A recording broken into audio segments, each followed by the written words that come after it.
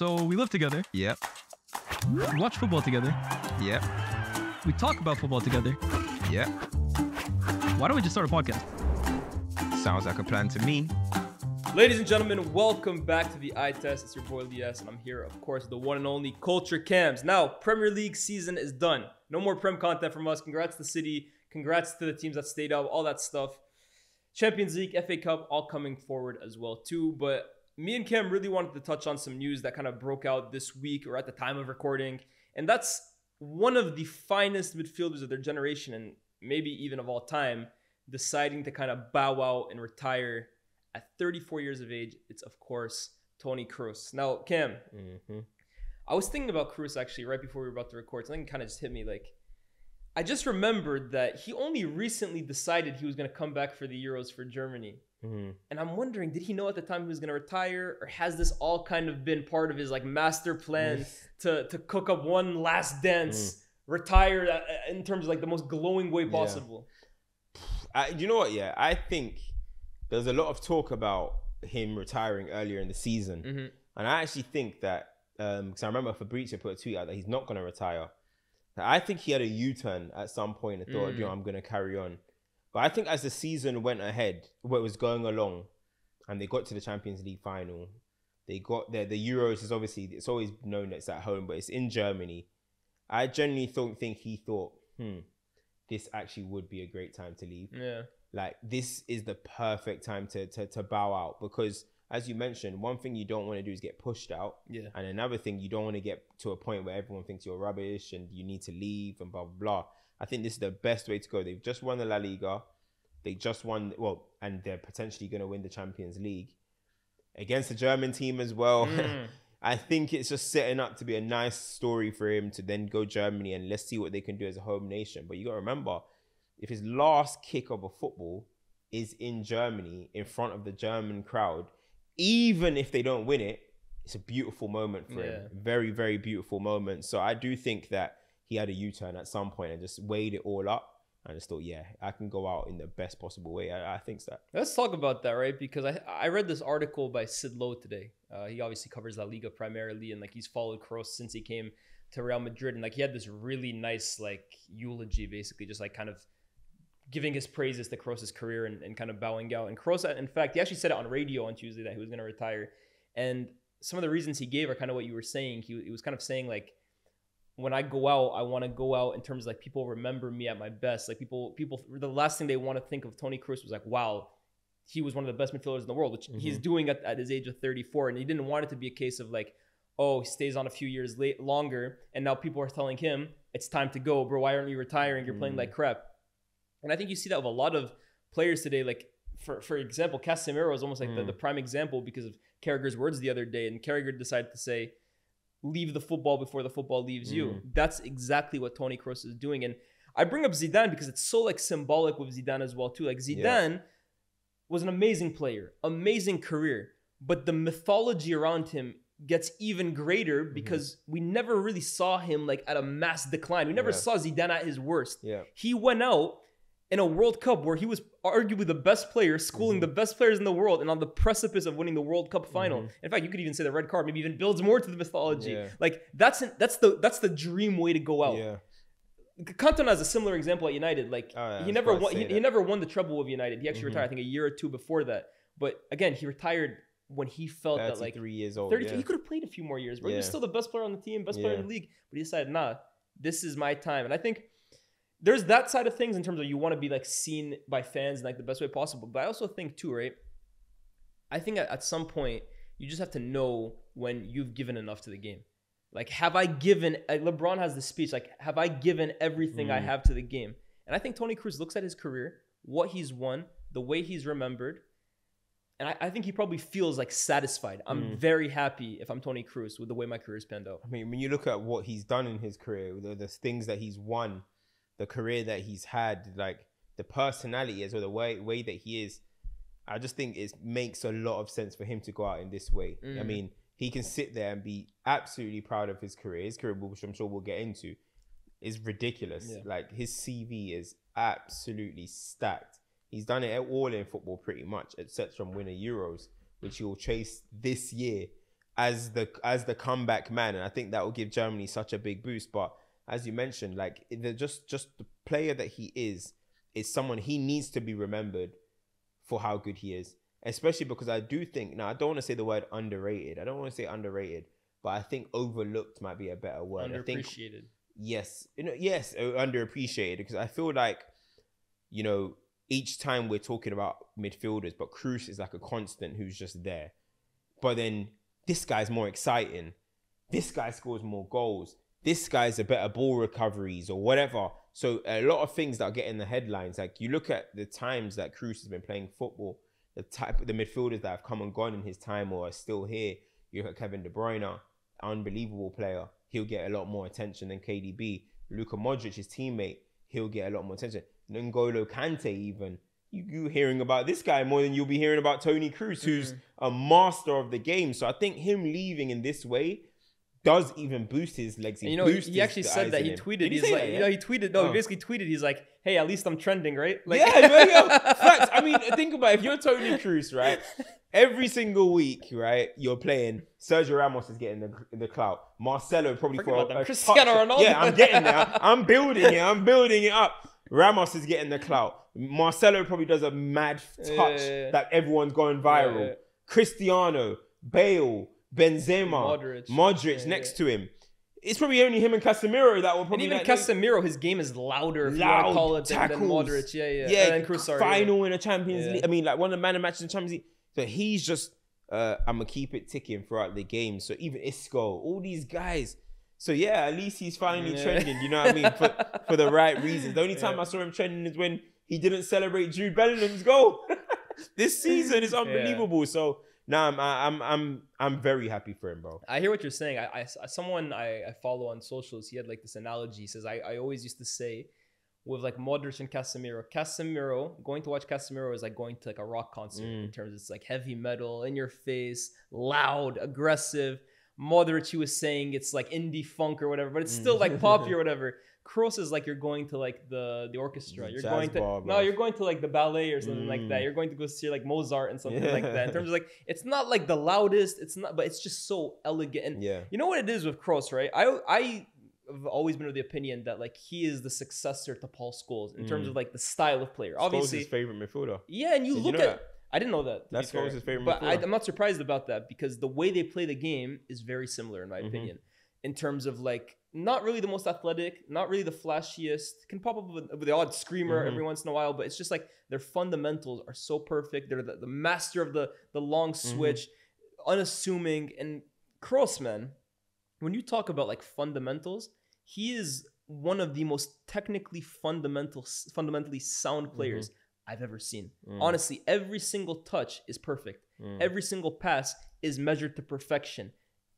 He's almost like with Kroos, right? It almost seems like when he gets on the ball, he creates more time for himself. He creates more space for himself. He is, like you said, he's a masterful footballer. There are players that maybe are more like skillful than him in terms like the Iniestas, for example. There are players that are more explosive than him in terms of the Kevin De Bruyne's. But in terms of just being a master with the ball at your feet and a master at creating time and space for yourself and for your teammates, I don't think there's many that I've seen that are as excellent in that regard as Kroos. And you know what? I think that was on full display where we're talking about like Champions League Kroos and you're talking about World Cup. No, sorry, not World Cup. You're talking about Champions League. Sorry, you're talking about La Liga, Bundesliga.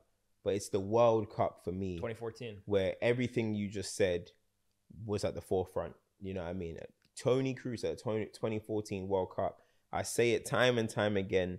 That was the player of the tournament, bro. I will never waver on that. I have tweets about it. I have videos.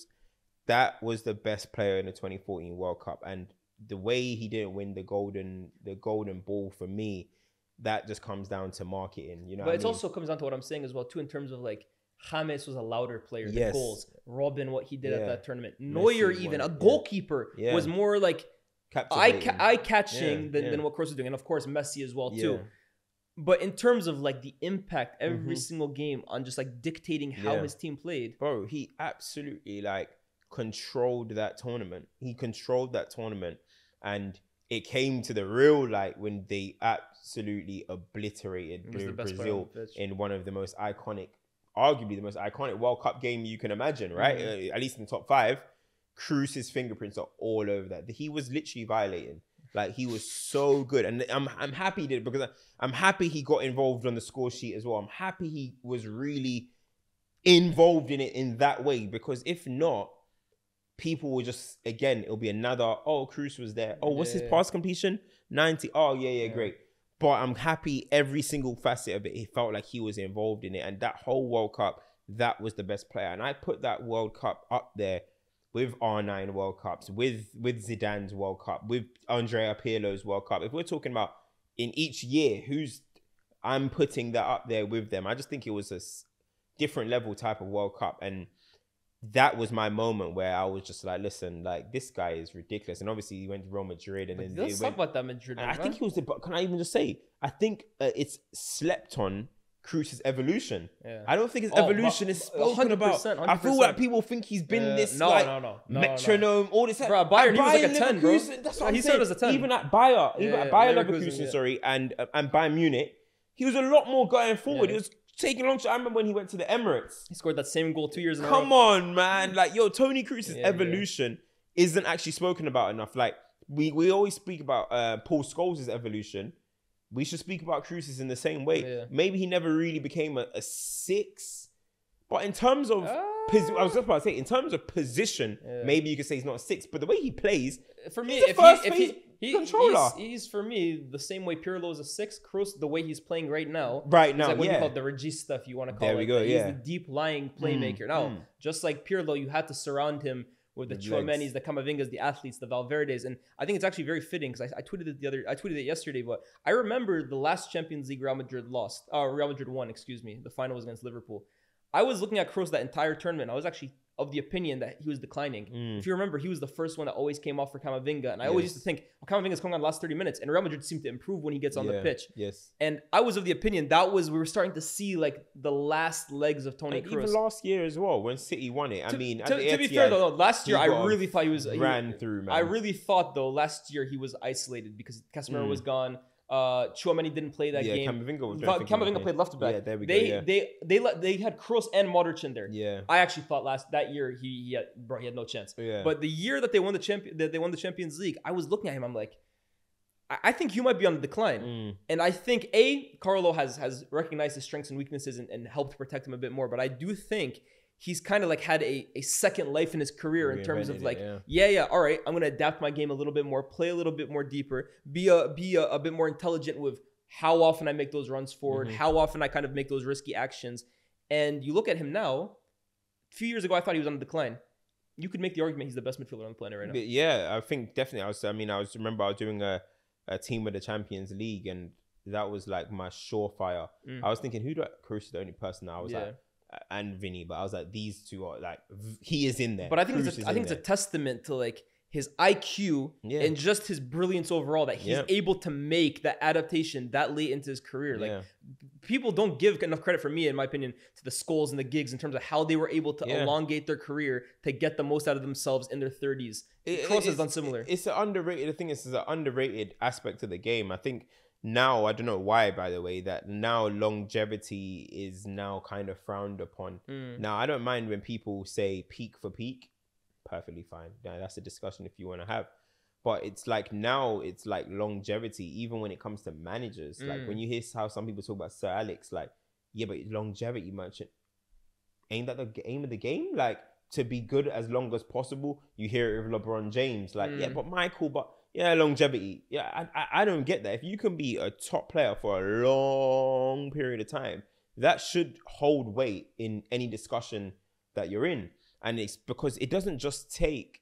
How many people have played the same way at 18 to 35 and been good? It's rare. And if they are, you're talking about Messi's and stuff. And even Messi was adapting his game. Longevity requires adaptation. Your body starts to decline. You need to get sharper mentally. There's so many things that come into the game for longevity as a manager and as a player. So when it's disregarded, it doesn't make sense to me. It doesn't really make sense. So when I look at Toni Kroos, how you just mentioned his IQ has always been something that's been a part of his game, 100%.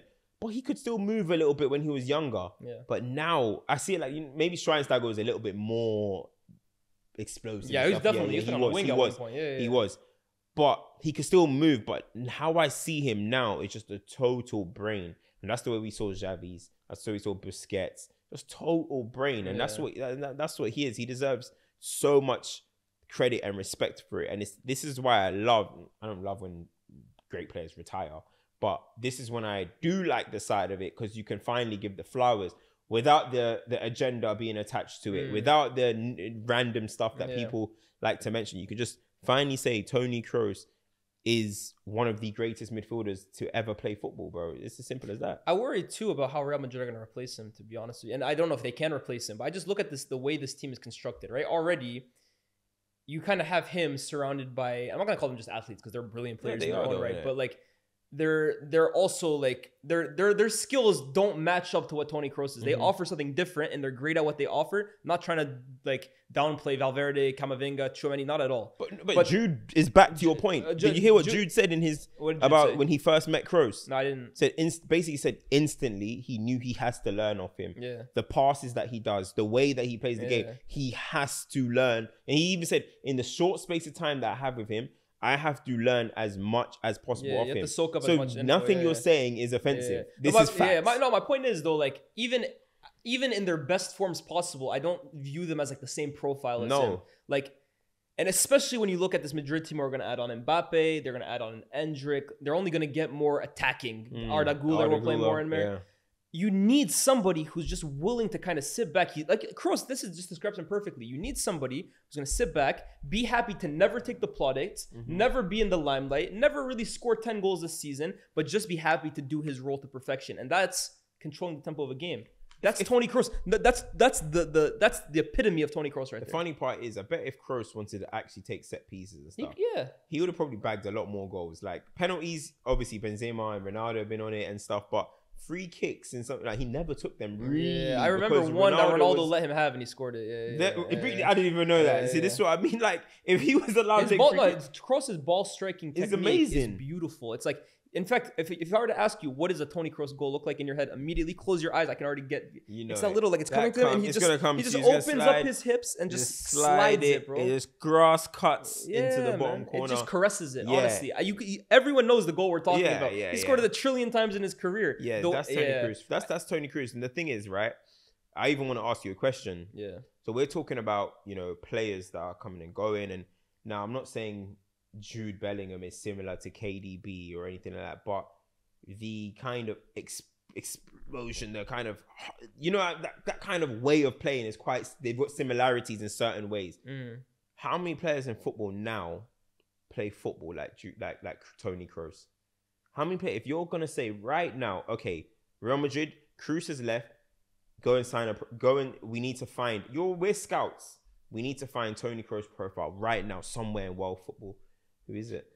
It's hard to find midfield. If you were to ask me a footballer who plays like even a 1%, I look at a Trent, for example, in terms of how he takes care of the ball, his range of passing. But even still, like I think Trent is not nullified, but his capabilities and his passing is limited when he plays in those midfield positions. Like the fact he does it from right back where he's seeing the entire pitch does help him in a regard. Like he's not a like for like replacement of Kroos. Like if they're like, and this is what I was saying to a lot of Real Madrid fans, because I kind of hinted, I was like, oh, maybe is Real Madrid finding out Kroos is retiring the reason why we're not hearing so much about Euro and Davies? Maybe they're trying, okay, now that this is coming out, we want to buy a midfielder. But then they were even saying, like, there's no way we can replace Kroos on the market. Like, we're going to have to just adapt the way we play. Like, it's just, it's going to have to, Ancelotti's just going to have and I hear it, to be fair. But who would you say, though? Like, is there anyone that Trent you'd probably say you'll put forward? Or, I mean, some people try to say, like, Enzo and stuff. Yeah, Enzo's a really talented passer of a ball. I know you're not a huge fan, but I think you have to admit, his passing ability is... Enzo in Spain will be... Yeah, I think be great. But in general, he's a very gifted passer. Yeah.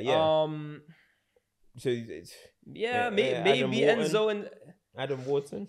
I'm not. Look, man. Why are you laughing at Wharton, bro? You're Hooper, bro. That's too early to say Adam Wharton.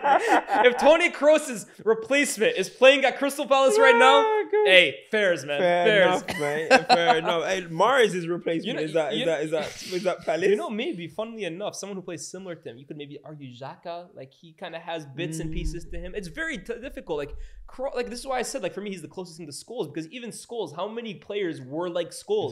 So you see one of the most unique players going right now then? Yeah, I would say so. I would definitely say so, especially like in this era now where like midfielders are Everyone's athletes athletes, and like man. It's the yeah, facts and that matter. yeah. So it's difficult to play. Like, top football yeah. clubs are looking for athletes. You're looking at Amadou and Nana, who's going to be one of the hottest properties players on the market at the moment. Paqueta, they're nothing like Kroos. They're nothing like Kroos. I mean, I don't even know what other Gomez. What's that guy? Is his name Gomez at Benfica? Oh yeah, no, he's João Gomez. João Gomez, right? No, but ain't that the Wolves guy, João Gomez? Yeah, no, who's João? Is it Neves? That's it. Sorry, João Neves. Yeah. Not the same. Like everyone's looking for combative kind of football players. So when I look at Toni Kroos, I'm like, yo, you're one of the most unique players going right now. But that's really not of all time. Just going right now. But that's really the beauty of that Real Madrid midfield in general, right? Because you had him, who was one of the most unique players of all time. And then Modric is also, again, one of the most unique midfielders of all time as well, too, in the way he does things. And look, they're always going to be compared, those three, to the Barcelona three. But, like, one thing that can't be denied now, though, is that, like, Kroos and Modric, they're not, maybe not to the level that Xavi and Iniesta were, because they played for both national teams as well, too. But they are synonymous. Like I won't ever be able to think of one without the other personally. Yeah, that's a beautiful thing. Yeah, I hope. By the way, his last game is at the Bernabeu this weekend. I think. Really? Yeah, I hope the season's not over. Yeah, I think they have one more game. I hope that Ancelotti plays them together. Oh, last game. Oh, come on. Yeah. That goes without saying. Yeah, it has to. And Real Madrid will get a penalty and he will score it. Yeah. They're gonna give it to him and he will score it. Mark my words. Yo, mark my words, bro. That's a CultureCams guarantee. Hey, a CultureCams promise is a real promise. Ask anyone in. But nah, like I agree, and that was gonna bring me to the little bit of the clickbaity kind of discussions. Where does he rank? I guess. Is he on the top 5 midfielders of all time? But like, no, I didn't want to ask is he top 5, but in terms of that discussion, in terms of the midfield trios, or what is it? How do you see that? How do you see that? Do you see them in terms of the Busquets, Iniesta, Xavi? I get it. They play for the national team, which is why I kind of give them the bonus. But what do you think about that discussion? I think it's tough to say because Casemiro's gone now. Modric is gone. Modric is a bit part player. Kroos is still there. Like, I really think it just comes down to what you like, and that's really the reality. When we always say it when it comes to these all-time debates, it's really what you like. So I don't think it's impossible to say it's Kroos, Casemiro, Modric, because you look at the sheer amount that they've won. They've done it together. They've done something that the other didn't in terms of the three-peat. Like, they are an incredible trio. But for me, Xavi, Iniesta, Busquets, it was just like they really dictated how their entire team played. Their connection was just different. Like when you look at Kroos, Modric, and Casemiro, I'm not saying they don't pass to each other. Obviously they do, but it felt like Busquets, Xavi, and Iniesta were literally. It was like an organism. It was like a body. Connecting with each other. Like you know, it's funny because I was looking at some stats the other day. I can't remember which stat it was, and it was about. Maybe it was Man United's not the greatest example, right? But it was how many times players are passing to each other. Again, Man United's not a great example. But the centre mids weren't really passing that much to each other. I would love to see like Man City's. Like, how many times does Rodri actually just pass to Cover and KDB? And between them, like, or is Rodri's passes always going to Vardio? And is it going? I think he does like that little switch. Do you get coming? How many times? Because I would have loved to see Barcelona's version. Because I felt like they were always. It felt like 1, 2, 1. And then Messi will come, but it always felt like these. They're probably like completing like 300 passes. No, it was for me again. It's like a body. Honestly, it's like the three of them. That little triangle that they formed, and like one would come here. It just felt like a living, breathing body. Yeah. And what I would say for the Kroos, Modric, and Casemiro one, the reason why I respect it so much, not necessarily over the Barcelona one, because as you mentioned, national team, but it's that side of things.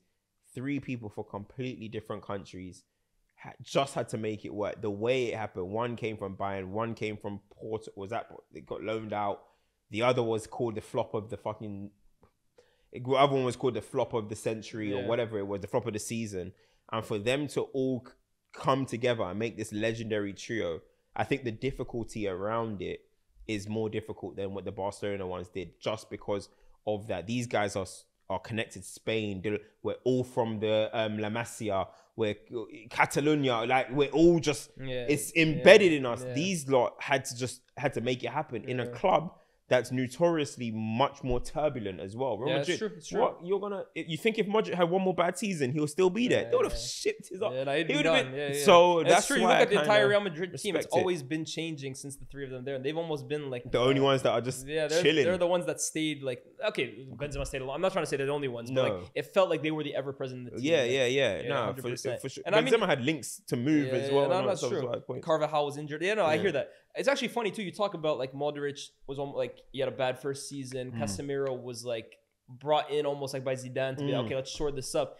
But let's not forget how Kroos ended up at Real Madrid too, right? Because at Bayern they bought him for 25 million and basically sent Alonso the other way, and like it wasn't like a dual link together, but like that was kind of the switch they were doing. And Kroos left Bayern because they weren't going to pay him as much as like he was being severely underpaid over there, even though Pep really wanted to keep him. But let's not forget, United wanted to buy Toni Kroos, and David Moyes made it like his mission to bring him to the club. It didn't end up happening because I think he stayed one more year at Bayern Munich. And then when David Moyes got sacked, Kroos still wanted to join, and it was Van Gaal who said, "No, I'm actually not interested in him anymore. I would rather go buy under Herrera." Do you know that's the biggest fumble in like probably it might be the biggest fumble in Man United's history, bro. I can't lie. That doesn't make sense. You know how crazy that is? And Van Gaal was such a control possession manager. So did he rather daily blint doing that role than? And you know how much they bought? You know how much Real Madrid bought him for? It must have been like under 30 million. 25 million.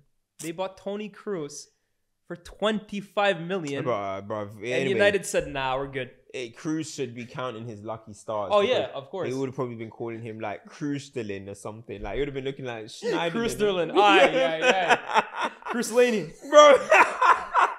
Bro, we would have been. We would have been killing him probably if he had come to Man United. So blessed in disguise for him. But wow, what could have been? But yeah, I'm happy that we did an episode just basically kind of giving him his flowers. I was gonna say one thing before we go, right? What about his record, his CV as well? You know, did he win the treble? No, he's never won the treble. He didn't win the treble with Bayern. Oh, he did. He was part of the Bayern treble team. He missed the final through suspension. Yeah. You know, actually, he could. So the Champions League final that they're gonna play, him and Modric have the opportunity to tie Paco Gento, who played for Real Madrid in like the 50s or whatever, in being the men who won the most Champions Leagues in history. So they would equal his record with 6. But how has Modric won more than Kroos? No, they've won the same. They both won 5 because Kroos won with Bayern. Modric won in 13-14 before Kroos came. Kroos wasn't there. And it's funny actually because Kroos could already be on 6 if they had beat Chelsea in the final of the year previously. So he could have had 6. He'd be like MJ. 6 finals, 6 wins, bro. He could have been 6-0. But he has the opportunity alongside Modric to be like the standalone man along with Gento to win 6 Champions League finals. Ronaldo never did it. Ramos never did it. Maldini never did it. Not 6. Wow. Yeah. And then that's kind of leads on to my next question, right? Because he could be a 6-time Champions League winner, 6 times, a World Cup winner where he was probably the best player at the tournament, and then maybe the Euros as well too in his last tournament at home for a Germany team that have struggled since he left. Perfect career. Definitely a perfect career, right? Like from top to bottom, it's a perfect resume. Are you about to say the B word?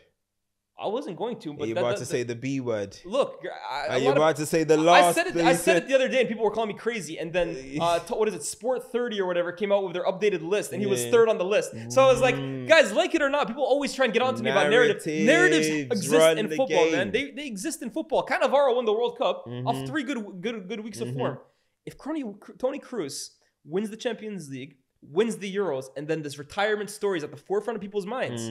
I'm sorry, guys. Undoubtedly, he will be a big candidate for this award. Wow. But I wasn't even gonna say that. Already, his career is amazing. He could lose both these tournaments. He's still a legend of the game. But this is where me and my friend Faisal, we always talk about like tables in football. Like he loves talking about this midfield table, and he believes Zidane sits at this table 1. He calls it Zidane, Modric, Iniesta, Xavi, and me in the past, I've always said I think Pirlo sits at that table too. I guess we're kind of doing this on like 2000 onwards, right? Because we never saw Platini, we never saw Socrates, we never saw these guys. So we're really going in terms of the 21st century onwards. Is Kroos sitting at that table when it's all said and done? Yeah, I would say so. But how can he not? Yeah. He's been holding hands with Modric the whole time, but now it's when it's come to ranking. We got to unlink each other. Nah, brother, I've been. Do you think he's been holding hands with him? You think they've been level? I think. I've always thought Modric was better. I think Modric is better. Yeah.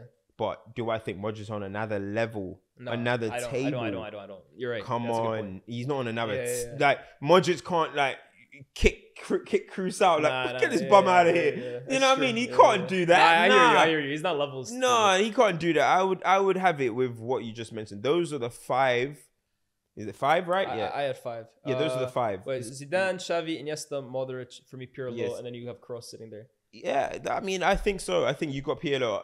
I love Pirlo as well, so I don't even mind that. But I do think those are the supreme midfielders of the two since from 2000 onwards. I do think those are the best ones. I think there are killers in KDB. There's killers in You could Gerrard. even throw and Busquets in there too. Paul I'm sure Scholes. people would as well too. I'm even Busquets. forgetting Busquets. Like, Yeah. he probably sits with them as well. Yeah, too. Like, I mean, but here's the thing with me, right? A lot of people would get on to me whenever I would say Pirlo because they were saying, well, how big is this table? But guys, football is a historical and luxurious sport. Like there have been some Too many absolute players. legends of the game. And when greats come, we offer more seats at the table. We don't kick our OGs out, bro. We don't kick grandpa off for the new kid on the block, bro. Look at the NBA. They do the NBA 75. They Facts. don't mean they're replacing. Yeah. They're not going to replace Elgin Baylor I with think they might Luka actually. Doncic. They're not doing They that. don't. No. It's the 50 NBA 50. And then they add 25 Then they onwards. add 25, and then there'll be NBA 100 when it Facts. comes. They're not saying, Elgin, we're writing off your history because Luka's now outperformed Yeah, you. like, come on, bro. They're not doing that. So What is it? Long live the idols, man. They never be your rivals. And listen, it's subjective. Many other people could see Busquets on there. Some people might say an English player, maybe Scholes could be on there or whatever. But Patrick Vieira's and all these type of people. But for me, those are the ones where maybe I don't know. Maybe it's foreign bias a little bit. I know they say English bias, but there is sometimes foreign bias as well. Maybe some foreign bias where I do see them as the mythical ones. Xavi, Iniesta, Pirlo, Kroos, Modric, sorry. I've been saying Modric so much that now I'm starting to mix his words in, bro. Respect Luka. Modric. So yeah, like I do have him up there. I think he's how many people can say it's a different level to Kroos? Different level. Nah, it's hard to say, bro. Come on, man. I just think the perfect way to describe him, masterful footballer, bro. Yeah, bro. Honestly, like, and just to kind of end it off, I was listening to this thing yesterday. Someone was saying, "Oh, what are the top 10 coldest names of all time?" And this guy said, Usain Bolt is a cold name because like Bolt is like it's just how can you be the fastest man on the planet and your name is Bolt? Unreal. But then also Kroos Control, like that. It's not the same, right? Obviously, I'm not trying to, but Kroos Control. That's Control. hard, bro. I can't lie, because that's really the way he played, bro. Yeah. His entire career was just on Kroos Control. Bro. He never looks like he breaks a sweat. He looks like the game. He never puts himself in sport mode. It feels like it's all just playing at his tempo, bro. Yeah. Play at my speed. Kroos Control. You know what's so funny that you're talking about names, right? Because so Pundit in my group chat, a guy called Pundit, he was basically like, ain't it funny that Sir Matt Busby and Sir Alex Ferguson's names were both Alexander? Like, and I was like, I didn't even know Matt Busby's name was Alexander. But then I was like, wait a second. Michael Jordan, Michael Jackson, and Michael Phelps. Is there something in the name Michael? Bro? Oh, now you're thinking Alexander. Is there something in the name Alexander? No, but I'm just saying, like, you know, when I'm just you just brought up names, so this is just off the record. But I'm like, do we need Michael Carrick at United? Bro, you're dumb. There's something special in the name Michael. So, people, if you're watching and you want your child to get to greatness, you might have to call them Michael, bro. Michael Owen, a child prodigy. Michael Keane. Yeah. And that's where it ends, bro. That's where it ends, bro. Toni Kroos, man, we salute you. Unbelievable career. Yes. And the way you're closing it out right now as well, too. Going out like a boss, bro. Going out like a legend. Comp makers, we need a Toni Kroos 2014 World Cup compilation. And don't mess up the song either, bro. I know you guys love throwing in some booky ass song. Please, we don't need no baby on there. Kroos, you might need some violin in that shit, bro. We need honestly. something because I've seen an Andrea Pirlo one. Yeah. I've seen an R9 one. Yeah. We obviously seen Zidane's one. That's like the most played ever. Yeah. I've seen Maradona ones. Yeah.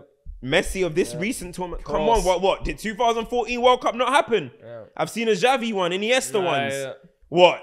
Brilliant. 2014 just didn't happen now. That's what we're saying. Toni Kroos, Yes. calm makers, get on it, bro. Come on. But 100%, Toni Kroos going out like a legend, and yeah, man, we salute you. Guys, this has been the eye test, and it's powered by Bleacher Report. So make sure you go check out all of their pages. They're posting all of our content there. Man, you can't go on their pages without seeing us. So big up to them. Big up to Cam, of course, as well too. Like, share, subscribe.